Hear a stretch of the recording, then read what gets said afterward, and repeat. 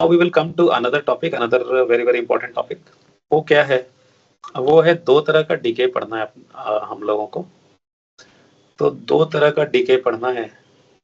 एक को बोलते हैं हम लोग सीरीज डीके और एक को बोलते हैं पैरेलल डीके। तो सीरीज डीके और पैरेलल डीके, अब ये क्या होता है एक एक करके समझेंगे हम लोग। फिलहाल पैरेलल वाला जो होता है वो बहुत आसान होता है, सीरीज वाला जो होता है वो डिफिकल्ट होता है। हम लोग पहले ये सीरीज वाला देखेंगे कि सीरीज डीके होता क्या है, एक एक करके देखेंगे। आप समझने पे ध्यान दोगे, नोट्स जो है बहुत बढ़िया से लिखा हुआ है, स्टेप बाय स्टेप एक एक पॉइंट लिखा हुआ है। तो आप पीडीएफ से जो है फिर आप कॉपी कर लोगे, ठीक है। तो देखो यार, consider a radio active element A decays into a daughter element B. So let us say there is a radioactive element A which decays, जिसमें वो डिके करता है उसको हम लोग डॉटर एलिमेंट बोलते हैं। तो मान लीजिए कि वो डॉटर एलिमेंट बी में डिके हो रहा है। So A is decaying into daughter element B and B itself is a radioactive. B itself is radioactive and B further decays into C. तो A जिसमें डिके कर रहा है B, वो खुद ही रेडियो एक्टिव है और B फर्दर C में डिके कर जा रहा है। एंड ए से बी में जो डिके हो रहा है उसके लिए डिके कांस्टेंट मान लो है लैम्डा 1 और बी से सी में जो डिके हो रहा है उसके लिए मान लो डिके कांस्टेंट है lambda 2। So lambda 1 and lambda 2 are the decay constants of A and B respectively, ठीक है। सो ए से बी का जो डिके हो रहा है उसमें डिके कांस्टेंट है लैम्डा 1, बी से सी में जो डिके हो रहा है उसके लिए डिके कांस्टेंट है लैम्डा 2। तो इसीलिए हम लोग इसको बोलते हैं सीरीज डिके, ए का बी में टूटना, बी का सी में डिके होना, ठीक है। बहुत डिफिकल्ट है ये, थोड़ा ध्यान से देखिएगा, प्रॉपर अटेंशन दीजिएगा। Okay, so we are assuming कि at t equal to 0 we are assuming कि t इक्वल टू 0 पे सिर्फ a ही प्रेजेंट था, number of nuclei present of a at t equal to 0 was n naught और b और c का कोई न्यूक्लियाई नहीं था। ये हम लोग एज्यूम कर रहे हैं कि स्टार्टिंग में सिर्फ a ही था, t इक्वल टू 0 पे number of nuclei of a was n naught और so in general t time पे at time t let us say number of nuclei present at time t for a is na, b का जो number of nuclei present है at time t is nb, number of nuclei present है at time t is nc। अब हमें ये na nb nc तीनों निकालना है as a function of time. हमें ये तीनों निकालना है, na निकालना है, nb निकालना है, nc निकालना है, तीनों निकालना है as a function of time. तो अभी थोड़ा लग रहा होगा आपको कि ये मुश्किल है थोड़ा, कैसे निकालेंगे? तो कैसे निकालेंगे, देखो बी यहाँ पे अनस्टेबल है इसीलिए सी में डिके कर रहा है और सी जो है वो स्टेबल है तो सी फर्दर किसी चीज में डिके नहीं कर रहा है, ये है सिचुएशन। तो कैसे निकालेंगे? तो देखिए यहाँ पे अगर मैं ए की बात करूं तो at any time T A का सिर्फ डिके ही हो रहा है, ए का कोई फॉर्मेशन नहीं हो रहा है, ए का सिर्फ डिके ही हो रहा है, ए का कोई फॉर्मेशन नहीं हो रहा है। सो क्या हम लोग ए के लिए लिख सकते हैं कि एट टाइम टी अगर number of nuclei present is N A के लिए नंबर ऑफ न्यूक्लियाई प्रेजेंट अगर एन है तो ए के लिए जो रेट ऑफ डिके होगा एट टाइम टी मेरे दोस्त वो क्या होगा, वो होगा minus D by D T of N A, minus D by D T of N A, यही होगा rate of decay of A at time T. और फ्रॉम डिके लॉ ये कितने के इक्वल होना चाहिए, ये होना चाहिए लैम्डा 1 इंटू एन ए के, ये लिख सकते हैं हम लोग क्योंकि ए का तो सिर्फ डिके ही हो रहा है और तो ए का कुछ हो नहीं रहा है, फॉर्मेशन तो हो नहीं रहा है। So from decay law of radioactivity, we can write minus dy by dt of Na is lambda 1 into Na. Decay constant here is lambda 1. So we can write this lambda 1 into Na. ये लिख सकते हैं ना हम लोग? ये clear है? जी sir. Very good. So we can write dy by dt of Na is equal to minus lambda 1 into Na. ये हमने A का लिख लिया, A का तो पता चल गया dy by dt of Na. बोलिए ये क्लियर है? बहुत बढ़िया। तो वही लिखा है at time t, at any time t, rate of decay of A is dy by dt of Na, and that is equal to minus lambda 1 into Na. That is equal to minus lambda 1 into Na. So this is your first equation. अच्छा, ये A की बात हो गई।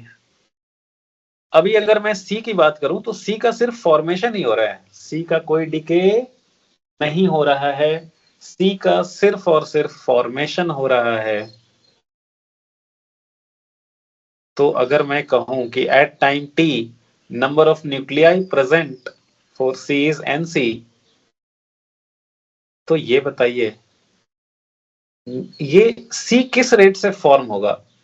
B जिस rate से decay होगा C उसी रेट से तो फॉर्म होगा भाई। B जब डिके करता है तो C फॉर्म होता है। तो कोई बोले rate of formation of C क्या होना चाहिए, तो आप बोलेंगे जो rate of decay of B है वही rate of formation of C है। बोलो हाँ या ना? हाँ सर। जी सर। अच्छा, तो ओके, तो अच्छा, अभी अगर टी टाइम पे number of nuclei present for C is Nc, तो सी का जो रेट ऑफ फॉर्मेशन है, rate of formation of C, ये हम लोग लिख सकते हैं D by D T of Nc। और D by D T of Nc जो है वो कितना लिखेंगे फिर? D by D T of Nc कितना होगा? ये बताओ बी जो है वो किस रेट से डिके करेगा यार? बी किस रेट से डिके करेगा? फिर माइनस dNb by dt। नहीं नहीं नहीं नहीं नहीं नहीं नहीं, देखो अभी जो प्रीथा ने बोला minus D by D T of N B, वो डेट इज डिफरेंट, वो rate of change of B हो गया, तो उसमें फॉर्मेशन और डीके दोनों काउंट हो जाएगा। जब आप बोलोगे ना minus D by D T of N B, तो वो आपका बी का नंबर किस रेट से चेंज हो रहा है वो बोल रहे हो आप। तो बी का नंबर किस रेट से चेंज हो रहा है उसके लिए फॉर्मेशन ऑफ बी भी रिस्पॉन्सिबल होगा, डीके ऑफ बी भी रिस्पॉन्सिबल होगा। तो मैं सी के फॉर्मेशन की बात कर रहा हूं, और सी के फॉर्मेशन के लिए सिर्फ बी का डीके किस रेट से हो रहा है, सिर्फ वो मतलब है lambda 2 into NB. Lambda 2 into NB, हाँ ये लिख सकते हैं क्या? लैम्डा 2 इंटू एनबी, बिकॉज अगर टी टाइम पे number of nuclei of B है एनबी और डीके कांस्टेंट है यहाँ पे लैम्डा 2, तो हम लोग लैम्डा 2 इंटू एनबी बोल सकते हैं कि भाई बी का मतलब सी का इस रेट से फॉर्मेशन हो रहा है, ऐसा बोल सकते हैं हम लोग, है ना? बोलिए प्रीथा, बोल सकते हैं क्या ऐसा? जी सर। सो डी बाई, तो rate of formation of C जो होगा D by D T of N C, this will be equal to lambda 2 into nb, this will be equal to lambda 2 into nb। ठीक है, okay. लेकिन अगर मैं बोलूं rate of form, अच्छा B जो है ना, बी जो है, बी का दोनों चीजें हो रहा है, फॉर्मेशन भी हो रहा है, डिके भी हो रहा है।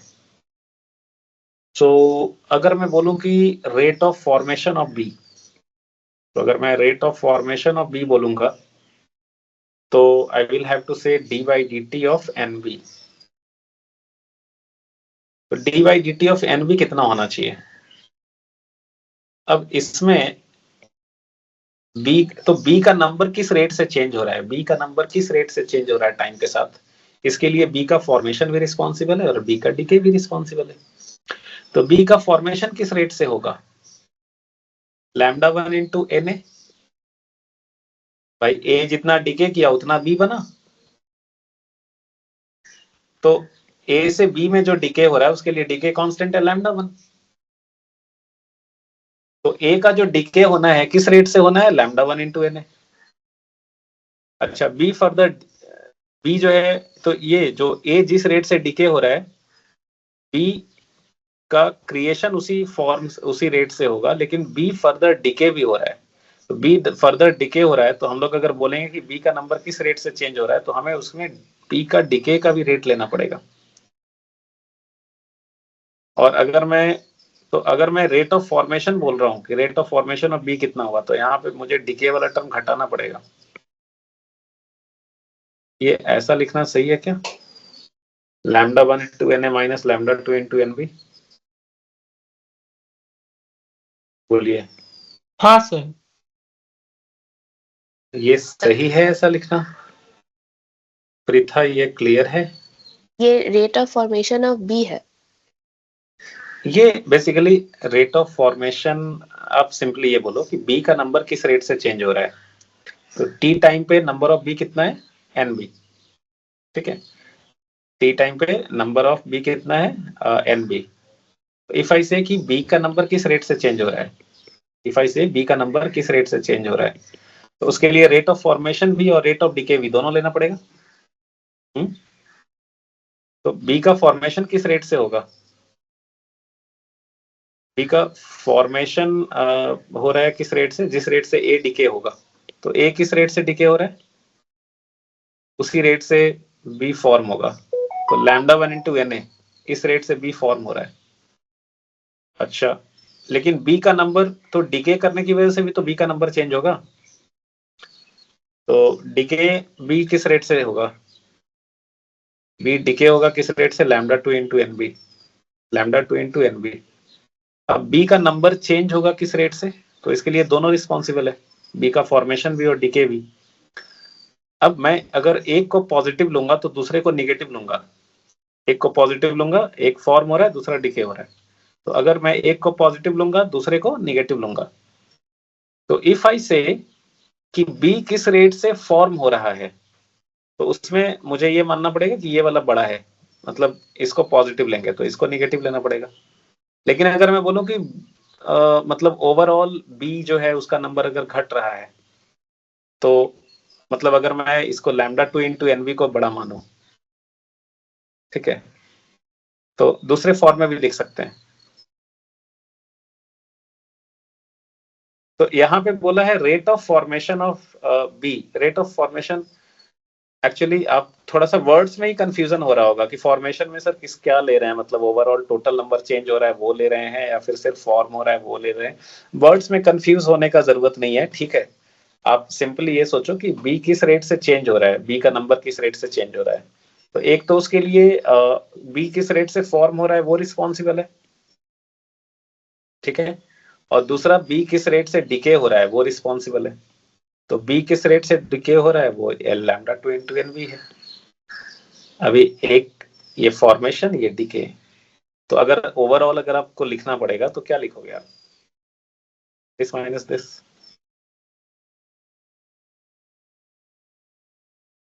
प्रीथा कंफ्यूज हो गया क्या? नहीं सर, समझ गई। हम्म, ना समझ गई। समझे? जी सर। हाँ, वो वर्ड्स में इतना कंफ्यूज नहीं हो, मतलब वर्ड्स में इतना टेंशन हो सकता है कि वर्ड्स का मीनिंग डिफरेंट इंटरप्रेट हो।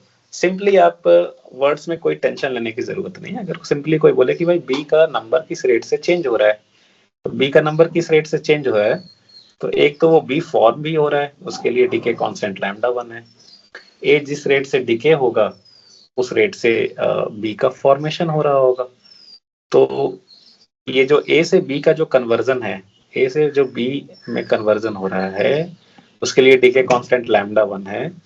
तो rate of decay of rate of हाँ rate of decay of A कितना है, minus lambda 1 into N A. तो बी का जो फॉर्मेशन होगा वो कितना होगा, लैम्डा 1 इंटू एन ए।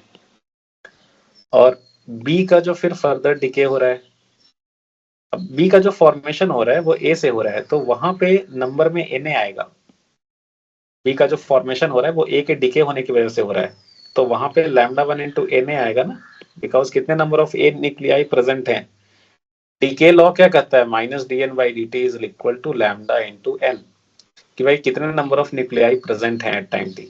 तो ए से बी बन रहा है ना, तो ए से बी बन रहा है, तो यहाँ पे जो rate of decay of A होगा उसके लिए minus lambda one into N आएगा। अगर कोई बोले rate of decay of A, तो वो minus lambda one into N ही आएगा, है कि नहीं? जी सर। हाँ, तो उसमें एन का टर्म आएगा कि भाई ए का कितना नंबर अभी प्रेजेंट है, उस बात पे डिपेंड करेगा कि ए किस रेट से डिके हो रहा है, तो वो हुआ minus lambda one into n. अब ए जो डिके हो रहा है वो वही तो बी फॉर्म हो रहा है, तो अगर मैं बोलूंगा कि बी किस रेट से फॉर्म हो रहा है, तो वो इसका एग्जैक्टली उल्टा हो जाएगा, लैम्डा वन इंटू एन लिखेंगे। लेकिन बी जो है वो फर्दर खुद ही डिके हो रहा है, और बी किस रेट से डिके हो रहा है वो डिपेंड करेगा कि बी का नंबर कितना है, तो बी का नंबर एन बी है, तो बी का जो रेट ऑफ डिके होगा वो सॉरी बी का जो रेट ऑफ डिके होगा वो minus lambda two into N B हो जाएगा। तो ओवरऑल बी का जो नंबर चेंज होगा वो इस रेट से होगा। ये समझ में आया ये वाला चीज? जी सर। बोलो बोलो सृजन, अब बोलो। Yes sir. बहुत बढ़िया। तो प्रीथा का एक चीज बहुत बढ़िया है कि she is responding very frequently, और वैसे में फिर मजा आता है क्लास लेने में। और अपना ओवन में तो सिर्फ सोमोदीप ही एक बोलता था, बीच में सोमोदीप गायब हो गया तो ऐसा लगता था क्लास में कोई है ही नहीं। और ठीक है तो बोलने से अच्छा लगता है फिर। बहुत बढ़िया। So rate of formation of B जो होगा, ये हमने लिख दिया इतना। मतलब आप इस वर्ड पे मत जाओ, मतलब आप rate of change of number of B वो कह लो। मतलब आप फॉर्मेशन में शायद सोच रहे होंगे कि हमें तो सर फॉर्मेशन में सिर्फ यही वाला लेना चाहिए, टीके में ये वाला लेना चाहिए। मतलब ओवरऑल आप लिखोगे तो दोनों का मिला के होगा। आप उसके लिए चाहे आप वर्ड यूज कर लो रेट ऑफ क्या बोलते हैं, वर्ड यूज कर लो आप rate of change of N B और whatever. So overall D Y D T of N B जो है वो ये होगा। ये क्लियर हो गया? जी सर। अब देखो ये तीन तीन इक्वेशंस बन गए। एक ए का डीके किस रेट से हो रहा है, d Y D T of N A is minus lambda one into N A. एक ए का डीके किस रेट से हो रहा है, d Y D T of N A is minus lambda one into N A. ठीक है। और एक सी का फॉर्मेशन किस रेट से हो रहा है, तो वो सी का फॉर्मेशन हो रहा है वो जिस रेट से बी डीके हो रहा था उसी रेट से, तो वहां पे आ गया lambda two into N B. और बी का जो है वो रेट ऑफ चेंज क्या है टाइम के साथ, तो वहां पे ए का डीके वाला टर्म भी आया और बी का भी डीके वाला टर्म आया, तो ये हो गया lambda one into N A minus lambda two into N B. इसके बाद फिर इनको सॉल्व करने का रहेगा। तो पहले बताइए इतना तक तीनों इक्वेशन क्लियर है? जी सर। हाँ सर। बहुत बढ़िया। Yes sir. अब देखो इसके बाद जो ये तीनों है ना, ये तीनों जो है डिफरेंशियल फॉर्म में, इनका सॉल्विंग बड़ा खतरनाक है। तो इनका सॉल्विंग बहुत खतरनाक है। सॉल्विंग किया हुआ है अपना, तुम देखोगे भी भूल भी जाओगे, तो मुझे लगता है बहुत ज्यादा वो फायदा नहीं है देख के। एक बार जस्ट देखते हैं। So from equation 3 you can write dy dt of nb plus lambda 2 into nb is equal to lambda 1 into na। दोनों साइड आप e to the power lambda 2t से मल्टीप्लाई कर दो। तो इस इक्वेशन में पूरे इक्वेशन में अगर आप e to the power lambda 2t से मल्टीप्लाई कर दो तो ऐसा कुछ बन जाएगा। और यहाँ पे लेफ्ट हैंड साइड को आप ऐसा भी लिख सकते हो। तो आराम से देख लेना ये सब, ठीक है। तो ऐसा भी लिख सकते हो लेफ्ट हैंड साइड को, तो ये हो जाएगा। इसके बाद जो है now number of nuclei A present at time T is, A का तो number of nuclei present at time T कितना होगा, ए का तो सिर्फ डिके हो रहा है ना बी में, तो ए का लाइक एट टाइम टी जो नंबर ऑफ न्यूक्लियाई प्रेजेंट है वो है एन ए, डिके कांस्टेंट है लैम्डा वन। तो ये फॉर्मूला तो पता ही है ना, n A is equal to क्या हो जाएगा, इनिशियली ए का नंबर था n naught e to the power minus decay constant है लैम्डा 1, तो this will be n is equal to n naught e to the power minus lambda 1 T. यही चीज लिखा हुआ है यहाँ पे एन की जगह पे ये वैल्यू बैठा देंगे, एन की जगह पे वैल्यू ये बैठा देंगे, तो ये एन की जगह देखो हमने इसको बैठा दिया ये ब्लू कलर में। फिर यहां से जो है क्या करेंगे हम लोग कि इसको dt को इधर लेते जाते हैं, तो ये आपका dt इधर चला गया और इसके बाद इसको इंटीग्रेट कर दे रहे हैं दोनों साइड इंटीग्रेट कर देंगे। ये आपका कांस्टेंट टर्म्स को बाहर निकाल लिया, इसको इंटीग्रेट करेंगे, सिंपल इंटीग्रेशन होगा ये, and d of N B to the power lambda two t, इसको तो इंटीग्रेट करेंगे तो यही रह जाएगा, लाइक dx का इंटीग्रेशन जैसे x होता है वैसे इसका इंटीग्रेशन यही रह जाएगा। एंड यहाँ पे लिमिट डाल देंगे आप t इक्वल टू 0 पे, जो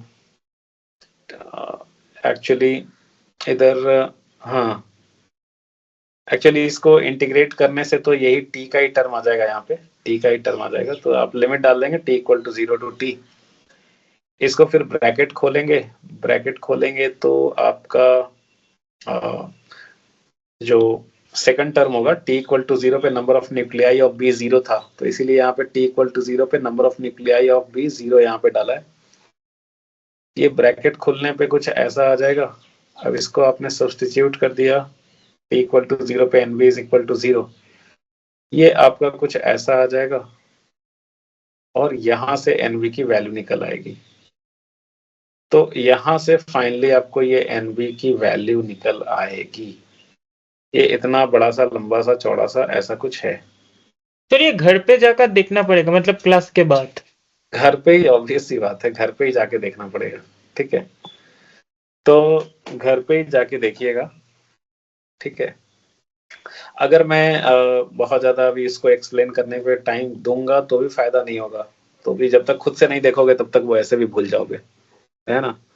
तो वो घर पे जाके खुद से ही देखिएगा। तो एनबी की वैल्यू ये आई है यार, ये आप याद भी रख सकते हो, याद रख सकते हो आप। एंड ये देखो कैसे याद रखोगे, एक तो एन नॉट का टर्म है, इधर lambda 1 by lambda 2 minus lambda 1 है, और इधर एक्सपोनेंशियल वाले में e to the power minus lambda 1 t minus e to the power minus lambda 2 है, लैम्डा 2 टी है। तो ये जो b जो था ना, बीच वाला जो अनस्टेबल था, जो फर्दर c में डिके हो जा रहा था, उसका number of nuclei of b present at time t ये आया है। यही वाला लिखना डिफिकल्ट था। a का तो आसानी से लिख देंगे, n is equal to n naught e to the power minus lambda 1 t. And c का कैसे निकालेंगे? c का फिर क्या होगा ना, अगर b का निकल जाएगा तो फिर c का भी निकल जाएगा। कैसे? बिकॉज डिके हो रहा है ना, a का b में, b का c में, तो टोटल नंबर ऑफ न्यूक्लियाई जो होंगे वो कांस्टेंट ही होंगे। तो एट एनी टाइम t जो टोटल नंबर ऑफ न्यूक्लियाई होंगे they will remain constant, like Na plus Nb plus Nc। Na, Nb and Nc are the number of nuclei present at time t for A, B and C। तो तीनों का जो sum होगा वो that will always be constant. तो initially जो total number of nuclei था, A का था n नॉट, B और C का था 0 0, तो initially total number of nuclei n not ही था। तो at any time t Na plus Nb plus Nc n not होगा। अभी क्या है कि आपको Na पता है और Nb भी पता है, तो Nc जो है वो निकल जाएगा आपका, Nc will be n not minus Na plus Nb। तो यहां से Nc जो है वो निकल जाएगा।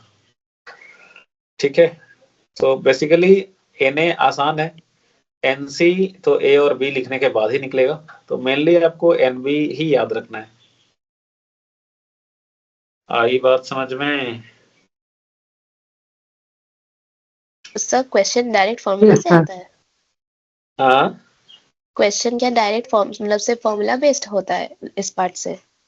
क्वेश्चन मैं बता रहा हूँ, देखो मतलब इसको याद रखने से हो जाएगा ये वाला पार्ट? मैं बता रहा हूँ। क्वेश्चन जो कॉमन क्वेश्चन आते हैं वो इस पे नहीं आएंगे, कॉमन क्वेश्चन इसके स्पेशल केस पे आते हैं। जो क्वेश्चन आपको आराम से सब जगह दिख जाते हैं, जो मिल जाते हैं आराम से, वो इसके स्पेशल केस पे आते हैं। इसमें होता है एक स्पेशल केस। स्पेशल केस क्या होता है?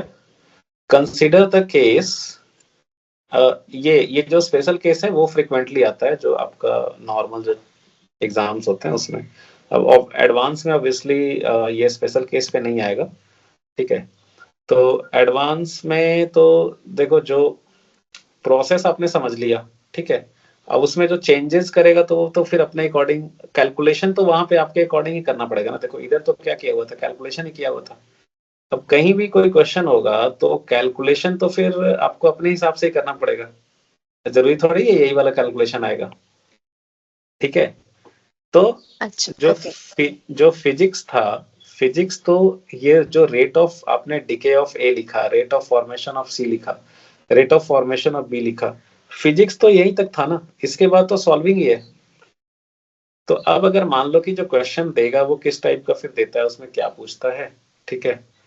तो इक्वेशन लिखने का आपने तरीका सीख लिया, बाकी सॉल्विंग तो आपको फिर उस हिसाब से खुद से ही करना होगा, समझे। जी सर।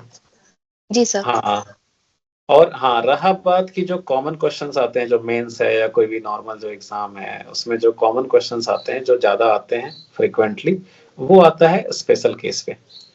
तो स्पेशल केस में क्या होता है कि अगर दिया हुआ है कि lambda two is very very greater then one, ठीक है, lambda two is very very greater than lambda one, ये लैम्डा टू है, ये लैम्डा वन है, ठीक है। तो देखो हाफ लाइफ जो होता है वो होता है ln टू बाई लैम्डा। तो लैम्डा बहुत कम बोलने का मतलब, like lambda one is very less, ठीक है, लैम्डा वन वेरी लेस का मतलब क्या हो गया, हाफ लाइफ बहुत ज्यादा, ठीक है, हाफ लाइफ बहुत ज्यादा। तो अगर ए से बी में जो कन्वर्जन हो रहा है उसका हाफ लाइफ बहुत ज्यादा, ए से बी में जो डिके हो रहा है उसका हाफ लाइफ बहुत ज्यादा है। पर बी से सी में जो बी से सी में जो डिके हो रहा है उसका हाफ लाइफ बहुत ही कम है। So if half life of A is very very greater than half life of B, ठीक है। तो इस केस में जैसे देखो, फॉर एन एग्जांपल आप समझो कि कहाँ गया एक एग्जांपल है, कहाँ गया यार, खैर छोड़ो। मान लो कि ऐसे इधर लिख देता हूँ, नॉट प्रैक्टिकल एग्जांपल, जस्ट आपके समझने के लिए। ए से बी का जो हाफ लाइफ है ये है मान लो, ये है मान लो 1500 ईयर्स, लेकिन बी से सी में जो डिके हो रहा है उसका हाफ लाइफ है मान लो 15 आवर्स ओनली, उसका हाफ लाइफ है 15 आवर्स ओनली। तो इसी कंडीशन की बात हो रही है कि ए से जो बी में डिके हो रहा है वो तो बहुत स्लोली स्लोली हो रहा है, लेकिन बी से सी बहुत फास्टली डिके कर जा रहा है, ठीक है। तो ऐसा सिचुएशन है, वही लिखा है कि हाफ लाइफ ऑफ ए ये है 1500 years, which is very very greater than half life of V, which is like very small 15 hours। ये हमने ऐसे ही एक एग्जांपल लिया है। तो ऐसे सिचुएशन की बात हो रही है। अच्छा, अभी हाफ लाइफ जो होता है वो होता है ln टू बाई लैम्डा। तो मान लीजिए यहाँ पे हाफ लाइफ है, यहाँ पे डीके कांस्टेंट है लैम्डा वन, यहाँ पे डीके कांस्टेंट है लैम्डा टू। अभी क्या होगा कि अभी क्या होगा, देखो कि अगर हाफ लाइफ पहले वाले का बहुत ज्यादा है, क्या हो गया, ln two by lambda one बहुत ज्यादा हो गया ना ln two by lambda two से। इसका मतलब क्या हुआ, lambda one very very less than lambda two. वही चीज लिखा है यहाँ पे कि lambda one very very less than lambda two. आई बात समझ में, सिचुएशन समझ में है। अभी तक मैंने सिचुएशन की बात की है बस। हाँ सर। जी सर। अच्छा, अब देखो, सो बेसिकली ये सिचुएशन है, इसमें lambda two is very very greater than lambda one. Decay constant जो है सेकंड वाले का बहुत ज्यादा है। तो यहाँ पे lambda two minus lambda one can nearly be written as lambda two, and therefore e to the power minus lambda 2t, this will be very very, since lambda 2 is very very greater than lambda 1, so e to the power minus lambda 2t will be very very less than e to the power minus lambda 1t। तो ये जो ऊपर वाला formula में अगर हम बैठाएंगे, ऊपर वाला ये फॉर्मूला था, तो इस फॉर्मूला में अगर हम बैठाएंगे तो यहाँ पे देखिए e to the power minus lambda 2t बहुत छोटा हो गया। इसको आप क्या कर सकते हो, नेग्लेक्ट कर सकते हो। तो इसको नेग्लेक्ट कर दोगे तो ये ब्रैकेट में सिर्फ e to the power minus lambda one t वाला टर्म आएगा, ब्रैकेट में सिर्फ आएगा e to the power minus lambda 1 t वाला टर्म, और यहाँ पे since lambda 2 is very very greater than lambda 1, तो lambda 2 minus lambda 1 nearly equal to कितना हो जाएगा? नियरली इक्वल टू लैम्डा 2, है ना? जी सर। लैम्डा 2 माइनस लैम्डा 1 क्या हो जाएगा? Nearly equal to lambda 2। अब ये अप्रोक्सीमेशन हम लोग लिख रहे हैं, लैम्डा 2 माइनस लैम्डा 1 को लैम्डा 2 लिख दिया, और ये ब्रैकेट वाले टर्म को ये लिख दिया। तो इससे देखो इतना आ गया, lambda B is nearly equal to this. यही अप्रोक्सीमेशन इस ऊपर वाले फॉर्मूला में ही अप्रोक्सीमेशन यूज करके ये आया। यहाँ से you can write lambda 2 cross multiplication करके lambda 2 into N B, this is nearly equal to lambda 1 N naught into E to the power minus lambda 1 T को एक साथ लिख लो, तो N naught into E to the power minus lambda 1 T, यही जो है वही तो एन ए है, so this is N A. So therefore lambda 2 nb is nearly equal to lambda 1 na। ये आपका रिजल्ट आ गया, यही अप्रोक्सीमेशन आ गया। lambda 1 na is nearly equal to lambda 2 nb। इसको हम लोग बोलते हैं सेकुलर इक्विलिब्रियम। इसको हम लोग क्या बोलते हैं? ये स्पेशल केस को हम लोग बोलते हैं सेकुलर इक्विलिब्रियम।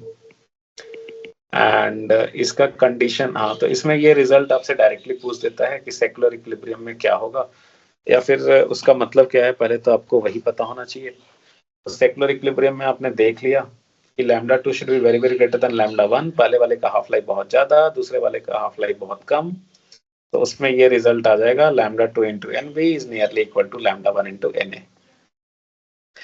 अच्छा, अब देखो जरा ध्यान से, तो प्रीथा ये बताओ कि लैम्डा 1 इंटू एन ए क्या था? ये तो रेट ऑफ डिके ऑफ ए था ना, है ना? जी। उसका मैग्नीट्यूड था। और ये बताओ लैम्डा 2 इंटू एन वी क्या है? Rate of formation of C. Rate of formation of C, है ना? डीके ऑफ बी जो भी। हाँ हाँ हाँ हाँ हाँ हाँ।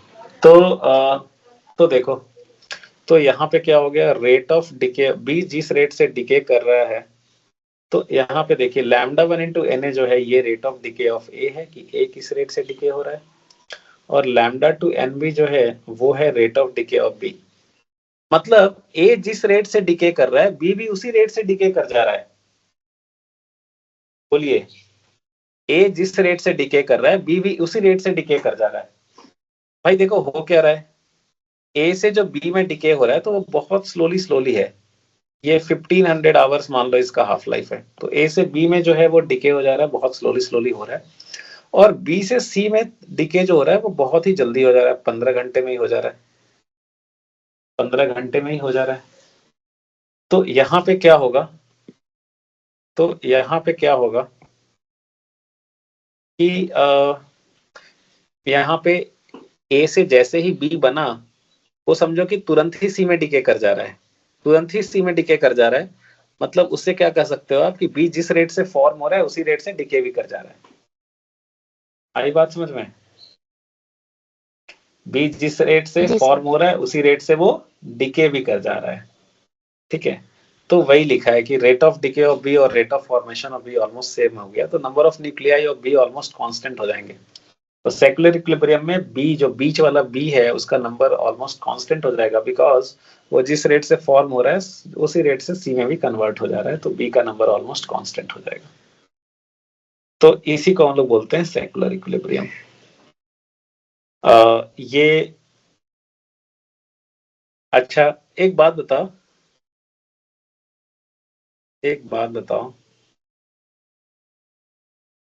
अगर मुझे ग्राफ प्लॉट करना हुआ Na का, सर मतलब मीडियम के पे क्या बी नहीं रहेगा?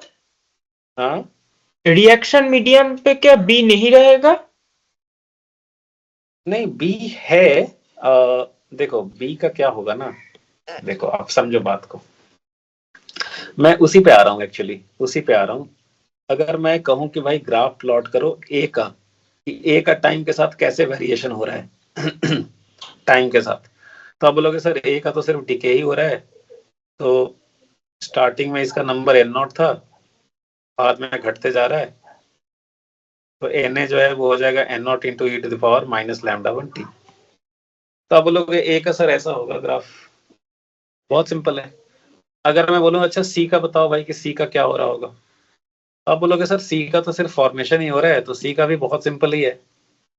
आप बोलोगे सर सी का भी बहुत सिंपल है, सी का तो फॉर्मेशन ही हो रहा है बस।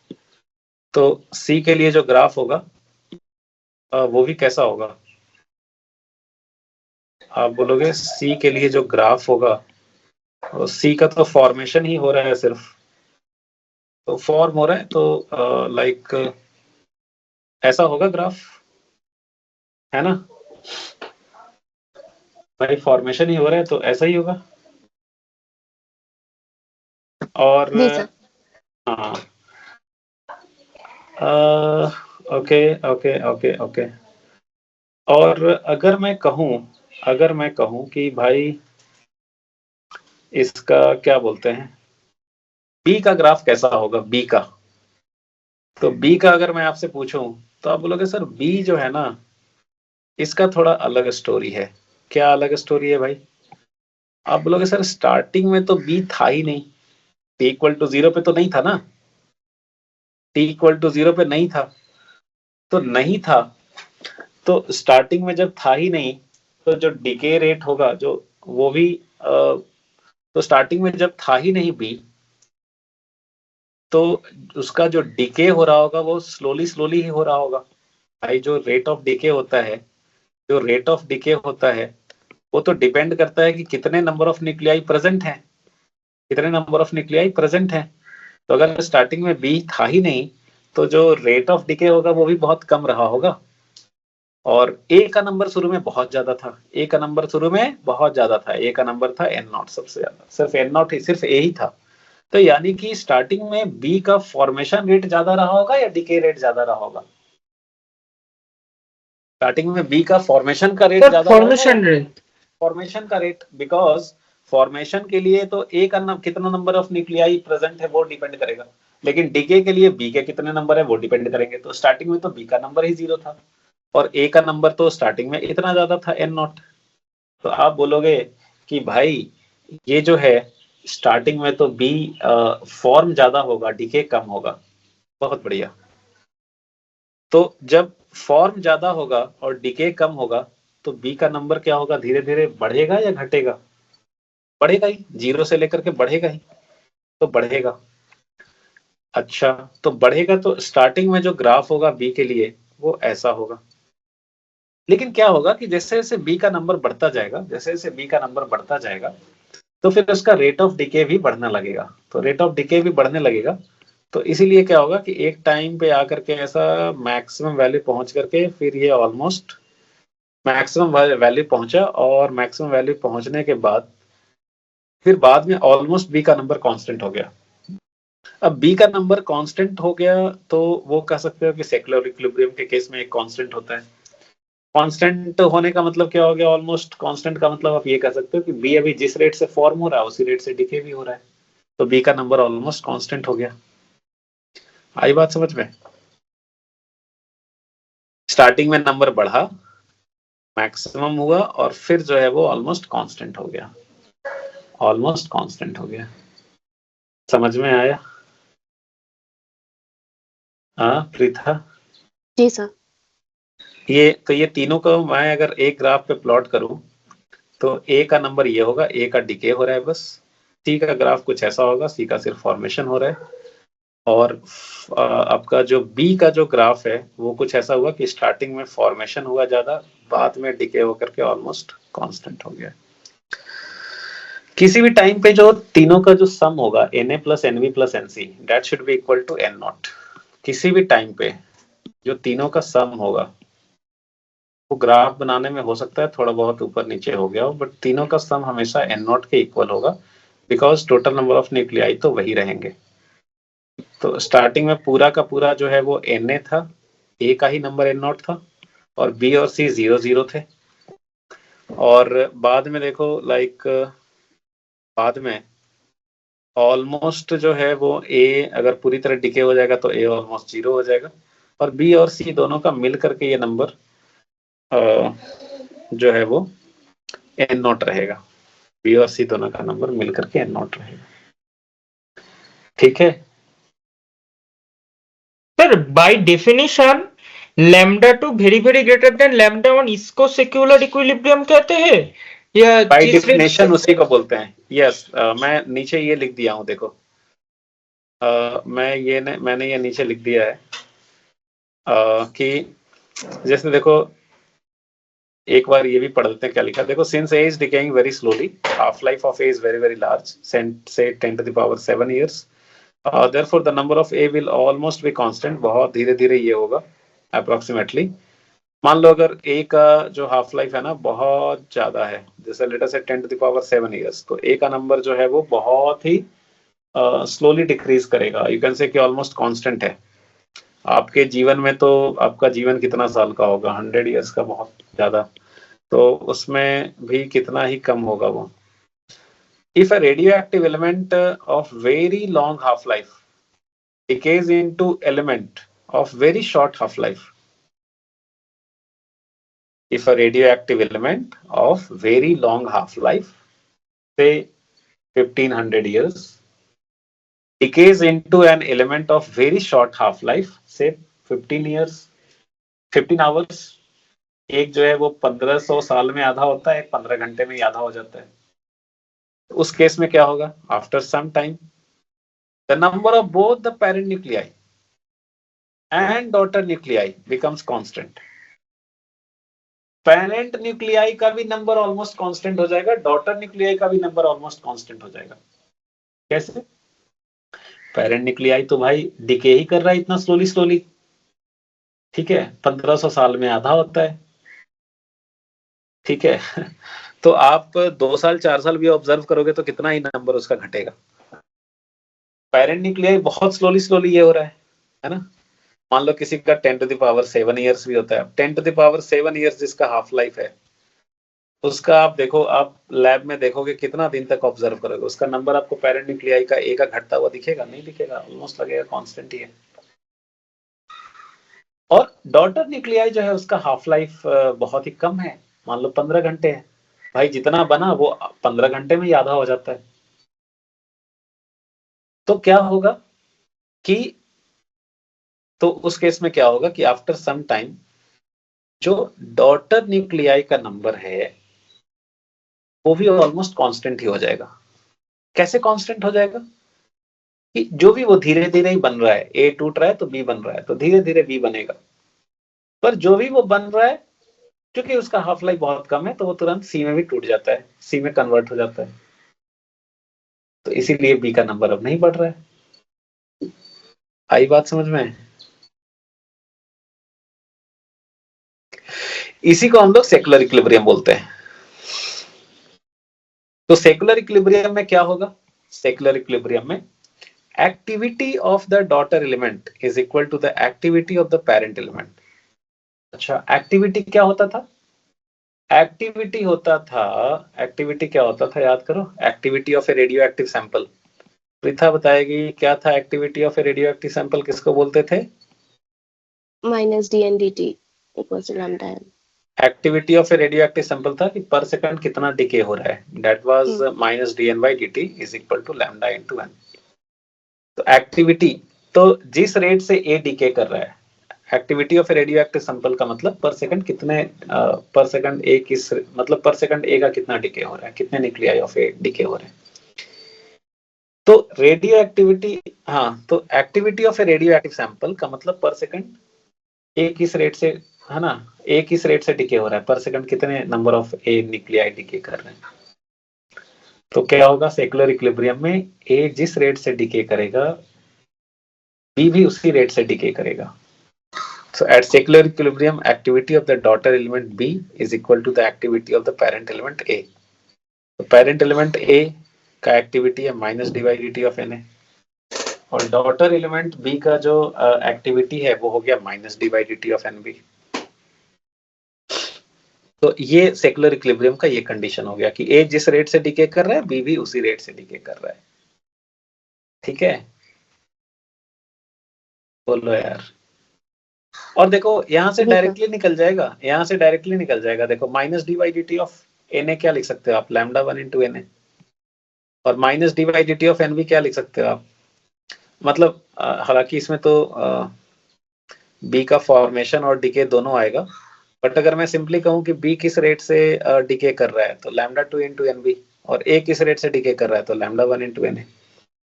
तो ये दोनों सेम हो जाएंगे, ए जिस रेट से डीके कर रहा है बी भी उसी रेट से डीके कर रहा है। ये और ये ऊपर में भी आया था, जो ऊपर वाला जो फॉर्मूला हम लोगों ने किया था ना, ये जनरल वाला जो फॉर्मूला था, इसमें जब हमने कंडीशन रख दिया था lambda 2 is very very greater than lambda 1, तो यही वाला रिलेशन आया था, lambda 2 into N B is nearly equal to lambda 1 into N A. अब लैम्डा 2 इंटू एन बी जो है वो क्या है कि बी किस रेट से डिके हो रहा है, और लैम्डा 1 इंटू एन ए क्या है, ए किस रेट से डिके हो रहा है।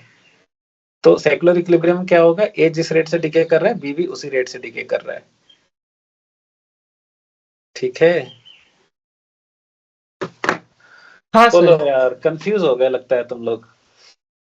हाँ, नहीं समझ में समझ आया गए। लगता है। समझ गए सृजन अब? हाँ यस सर। सेकुलर इक्विलिब्रियम किसको बोलेंगे बताओ, किसको बोलेंगे सेकुलर इक्विलिब्रियम?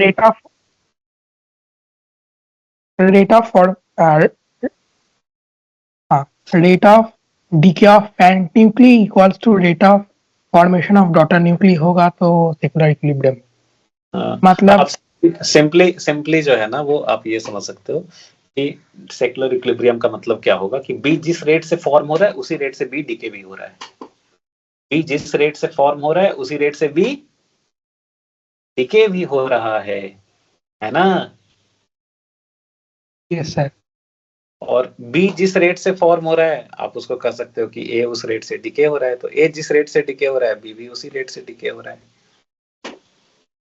और otherwise simply you can say कि बी का नंबर कांस्टेंट हो गया है, तो बी जिस रेट से फॉर्म हो रहा है बी उसी रेट से डिके भी हो रहा है।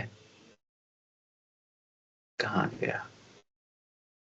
ठीक है, तो सीरीज डिके देख लिया हम लोगों ने, तो चलो पैरेलल डिके जरा देख लेते हैं यार।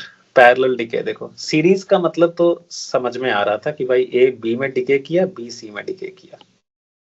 पैरेलल में क्या है ना कि कोई कोई न्यूक्लियाई क्या होता है कि साइमल्टेनियसली वो दो दो अलग तरह का डिके हो रहा होता है उसमें। लाइक एक रेडियो एक्टिव न्यूक्लियाई है ए, उसका मान लो कि वो किसी दूसरे न्यूक्लियाई बी में भी डिके कर रहा है और किसी और न्यूक्लियाई सी में भी at the same time decay कर रहा है। तो दो अलग अलग तरह का डिके पैरेलली उसका हो रहा होगा। ए से बी का जो डिके हो रहा है उसके लिए डिके कांस्टेंट है मान लो लैम्डा 1, और ए से सी का जो डिके हो रहा है उसके लिए मान लो डिके कांस्टेंट है लैम्डा 2। तो ये बताओ ए से बी में जो डिके हो रहा है उसके लिए मैं बोल सकता हूँ ना कि इस डिके की वजह से जो ए का नंबर चेंज होगा सिर्फ सिर्फ लैम्डा 1 वाले की वजह से, सिर्फ ए से बी का जो डिके हो रहा है सिर्फ उसकी वजह से अगर हम बोले कि अच्छा भाई ए का नंबर किस रेट से चेंज होगा, तो आप बोलोगे sir minus D by D T of N A is equal to decay loss है लैम्डा 1 इंटू एन ए, है ना? जी सर। और अगर मैं कहूं कि ए जो है ना वो सिर्फ सी में ही जो डिके हो रहा है, ए से सी में जो डिके हो रहा है सिर्फ उसकी वजह से ए का नंबर किस रेट से चेंज हो रहा है, ए जो सिर्फ सी में डिके हो रहा है उसकी वजह से ए का नंबर किस रेट से चेंज हो रहा है, तो आप बोलोगे कि यार ये जो है वो हो जाएगा minus D by D T of N A, minus D by D T of N A is equal to lambda 2 into N A, है ना? ये भी डिपेंड करेगा कि डिके कांस्टेंट कितना है और ए के कितने नंबर ऑफ न्यूक्लियाई अभी प्रेजेंट है, ए के कितने नंबर ऑफ, तो ये ए से बी में जो डिके हो रहा है उसके लिए आप बोलोगे कि ए का नंबर इस रेट से चेंज होगा minus D by D T of N A is equal to lambda 1 into N A. और ए से सी में जो डिके हो रहा है उसके लिए आप बोलोगे कि ए का नंबर इस रेट से चेंज हो रहा है minus D by D T of N A is equal to lambda 2 into N A. So अगर अच्छा अब हम बोले कि अच्छा भाई तो टोटल ए का नंबर किस रेट से चेंज हो रहा है, तो टोटल किस रेट से चेंज हो रहा है, तो आप बोलोगे भाई ए का नंबर इस कारण से भी चेंज हो रहा है, इस रीजन से भी चेंज हो रहा है, दोनों चीज साइमल्टेनियसली हो रहा है। So therefore minus D by D T of N A ये क्या हो जाना चाहिए, दोनों का अगर हम सुपर पोजिशन कर दें, पहले हमने दोनों को अलग अलग लिखा था, अभी हम अगर दोनों का सुपर पोजिशन कर दें कि साइमल्टेनियसली दोनों इवेंट्स हो रहे हैं, तो ए का नंबर किस रेट से चेंज होगा, lambda 1 into N A plus lambda 2 into N A. बोलो क्लियर है ना? जी sir. So minus dy dt of Na is equal to λ1 into Na plus λ2 into Na। Na को कॉमन ले लो, ये हो जाएगा λ1 प्लस λ2 इंटू Na। और इस वाले टर्म को आप लैम्डा इक्विवेलेंट भी बोल सकते हो, तो you can write it as minus dy dt of Na is lambda equivalent into Na। और आप बोलोगे कि लैम्डा इक्विवेलेंट जो है वो हो गया λ1 प्लस λ2। आप बोलोगे पैरेलल डिके में जो आप बोलोगे कि भैया पैरेलल डिके में जो लैम्डा इक्विवेलेंट होगा वो λ1 प्लस λ2 होगा। अब हाफ लाइफ की बात कर लेते हैं। तो हाफ लाइफ आप जानते हो कि हाफ लाइफ होता है ln2 बाई लैम्डा। तो लैम्डा को लिख सकते हो आप ln2 बाई हाफ लाइफ। तो मैं लैम्डा इक्विवेलेंट को अगर ln2 by half life equivalent लिखूं और λ1 को मैं ln2 बाई t1 लिखूं, t1 is the half life of T1 is the half life of this decay. A से B में जो डिके हो रहा है, अगर सिर्फ यही डिके होता, अगर A सिर्फ B में डिके करता तो उसको T1 टाइम लगता हाफ होने में। A अगर सिर्फ B में ही डिके करता और उसका कोई डिके नहीं होता तो उसको T1 टाइम लग जाता डिके होने में, और T1 का वैल्यू होता है ln2 बाई λ1। A अगर सिर्फ C में डिके करता, सिर्फ C में, तो उसको T2 टाइम लग जाता आधा होने में, और T2 की जो वैल्यू होती वो होता है ln2 बाई λ2। लेकिन अगर मैं बोलूं कि अगर दोनों चीज साइमल्टेनियसली हो रही हैं तो कितना टाइम लगेगा A को आधा होने में, कितने टाइम में A हाफ हो जाएगा, जल्दी हो जाएगा या ज्यादा देर लगेगा? अगर सिर्फ A से B में डिके होता है तो उसको T1 टाइम लगता है। जैसे मान लो सिर्फ A से B में डिके होता है तो मान लो उसको 60 आवर्स लगता है आधा होने में, और A सिर्फ अगर C में डिके होता है तो मान लो उसको 40 आवर्स लगता है हाफ होने में। अगर दोनों चीज साइमल्टेनियसली हो रहा होगा तो हाफ लाइफ क्या होगा बताओ? और कम दोनों हो चीजें जाएगा, कम हो जाएगा ना, जल्दी जल्दी आधा हो जाएगा। खत्म तो हो जाएगा। हाँ, हाँ, जल्दी कैसे निकालेंगे कितना होगा हाफ लाइफ, नया वाला हाफ लाइफ कितना होगा? ये तो जो इक्वेशन मिला है लैम्डा के रिस्पेक्ट में उसको बस टाइम के रिस्पेक्ट में लिख लेंगे, फिर भी हो बस जाएगा। बस बस लैम्डा इक्विवेलेंट जो मिला था λ1 प्लस λ2, उसको टाइम के फॉर्म में लिख लेंगे। लाइक लैम्डा इक्विवेलेंट को लिख देंगे ln2 बाई टी इक्विवेलेंट, λ1 को लिख देंगे ln2 बाई t1, λ2 को लिख देंगे ln2 by t2। ln2 cut गया तो 1 बाई टी इक्विवेलेंट हो गया 1 by t1 plus 1 by t2। इसको आप लिख सकते हो T equivalent t1 t2 by t1 plus t2। तो टी इक्विवेलेंट इतना हो जाएगा। आप जैसे मान लो कि इस पे एक एग्जांपल हो गया कि ए से बी में जो टूट रहा है उसमें हाफ लाइफ 60 आवर्स है, ए से सी में जो डिके हो रहा है उसमें हाफ लाइफ 30 आवर्स है। तो अगर दोनों साइमल्टेनियसली हो रहा होगा तो कितने नंबर में उसका, कितने देर में उसका नंबर हाफ हो जाएगा ए का? तो टी इक्विवेलेंट हो जाएगा 60 into 30 by 60 plus 30, that means 20 hours. तो 20 आवर्स में इसका नंबर हाफ हो जाएगा। ये समझ में आया? जी सर। बोलिए। तो Yes, sir. बहुत ही बढ़िया। तो हम लोगों ने फर्स्ट क्लास में सीरीज डिके और पैरेलल डिके पढ़ लिया। सीरीज डिके और पैरेलल डिके कंप्लीट हुआ, और इसके बाद वाला जो क्लास है उसमें हम लोग पढ़ेंगे nucleus, its stability and binding energy. Binding energy very very important for any exam, whether it is mains और एडवांस। बाइंडिंग एनर्जी जो है वो बहुत ही इंपॉर्टेंट होता है और आसान भी है। तो हम लोग अभी अगले वाले क्लास में वही बाइंडिंग एनर्जी वगैरह देखेंगे।